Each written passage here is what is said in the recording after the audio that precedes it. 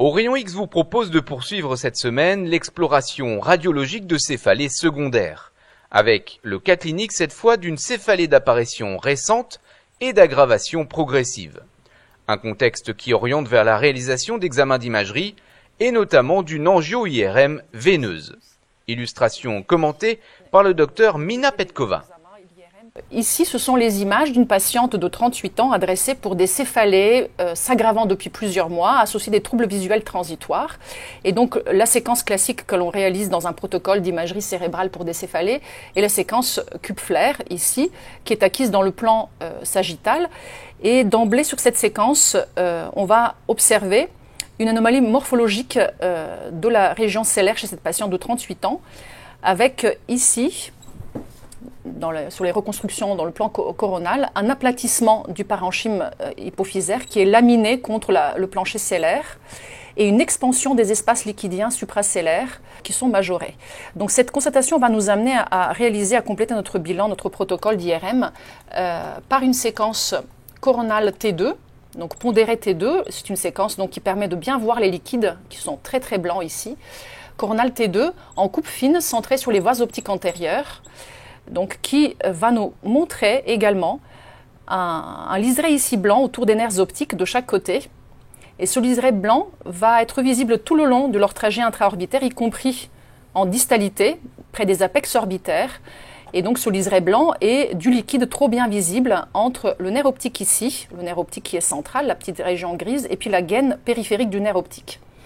Donc nous avons un aspect de selle turcique dite partiellement vide ou pseudo-vide, associé à un élargissement des espaces sous-arachnoïdiens périoptiques, ce qui va nous amener à réaliser une séquence d'angio-IRM, cette fois-ci veineuse, ici, avec injection de produits de contraste. Donc on voit sur cette séquence d'ARM veineuse des petites ici disparités de calibre des sinus veineux latéraux, à la jonction sinus transverse, sinus sigmoïde, de chaque côté, à droite ici et à gauche ici, donc la sténose. Et ces sténoses des sinus latéraux bilatérales vont également être confirmées par la reconstruction en MIP de la séquence volumique injectée. Donc on retrouve les sténoses des sinus latéraux bilatérales à droite comme à gauche sur un sinus veinolatéral gauche hypoplasique. Et donc cette association de selle turcique partiellement vide, d'élargissement des espaces sous-arachnoïdiens périoptiques et de sténose bilatérale des sinus veineux vont nous orienter vers le diagnostic d'hypertension intracrânienne idiopathique, qui est une pathologie fréquemment rencontrée chez les femmes jeunes en surcharge pondérale. Le mécanisme physiopathologique est mal élucidé. On pense que la surcharge pondérale entraîne une augmentation de la pression intra-abdominale, ce qui aurait pour effet d'augmenter la pression veineuse intracrânienne. Et cette pression intraveineuse intracrânienne créerait une résistance à la résorption du liquide cérébrospinal et par conséquent augmenterait la pression de ce liquide cérébrospinal. Cette pression augmentée du liquide cérébrospinal va entretenir et aggraver en cercle vicieux l'hyperpression et la pression intraveineuse et l'hyperpression du liquide cérébrospinal, puisque ça va entraîner une compression avec des sténoses des veines, d'où une élévation de la pression intraveineuse, ainsi de suite le cercle vicieux d'augmentation de la pression du liquide cérébrospinal et de la pression veineuse intracrânienne. Et donc ces patientes vont se présenter avec des céphalées d'aggravation progressive, plus ou moins associées à des troubles visuels transitoires, à type d'éclipse visuelle, plus ou moins associés à des acouphènes pulsatiles unis ou bilatéraux liés aux sténoses des sinus veineux.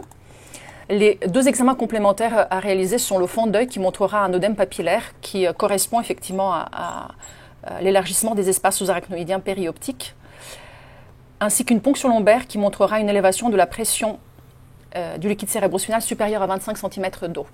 Le traitement va avoir pour objectif d'abaisser, de normaliser la pression du liquide cérébrospinal afin de préserver la fonction visuelle, et donc il inclut la perte pondérale. Si elle n'est pas suffisante, un traitement par diurétique tel que l'acétazolamide, et si ce n'est toujours pas suffisant, un traitement endovasculaire par stenting des sinus veineux. C'est la fin de ce numéro, merci de votre fidélité et rendez-vous le mois prochain pour découvrir un nouveau cas clinique.